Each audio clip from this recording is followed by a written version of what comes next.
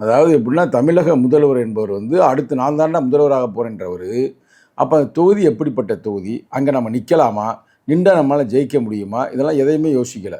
எனக்கு நம்ம மருமகனை நம்பி பாழா போயிட்டாருன்னு நினைக்கிறேன்.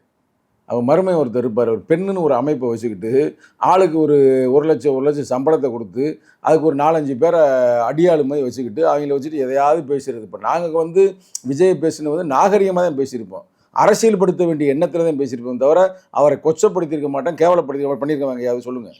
உங்கள் சேனலில் பேசியிருக்கோம் அவர் கேவலப்படுத்தினோமா? இல்லை. அவரை ஒரு அரசியலில் புதுசாக வந்திருக்கிறாரு. அப்போ நம்ம அரசியல் அனுபவங்களை அவருக்கு நம்ம சொல்லிக் கொடுக்குறோம், பேசணும். ஒருவேளை அவர் பார்த்துருக்கலாம், இல்லை பார்க்காம கூட இருந்திருக்கலாம், இல்லை 2ஆம் கட்ட தலைவர் அதை எடுத்து கருத்தை சொல்லியிருக்கலாம். இப்போ அதில் இருக்கிற முக்கியமான இப்போ இவர் வந்து வெற்றி பெற போகிறார். யார் அந்த அவர் பேர் என்ன, ராஜ்மோகன். அவருக்கு எனது வாழ்த்துக்களையும் தெரிவித்துக் கொள்கிறேன். ராஜ்மோகனாக இருக்கட்டும், இல்லை ஆதவ் அர்ஜுனாக இருக்கட்டும், இவரெல்லாம் நம்முடைய நண்பர்கள் தான், சரிங்களா? பட் அவங்களாம் இன்றைக்கி ஆச்சரியப்படுவாங்க. எப்படின்னா இவங்க எல்லாருக்குமே ஒன்றும் பெரிய அரசியல் பின்புலம்லாம் இல்லை.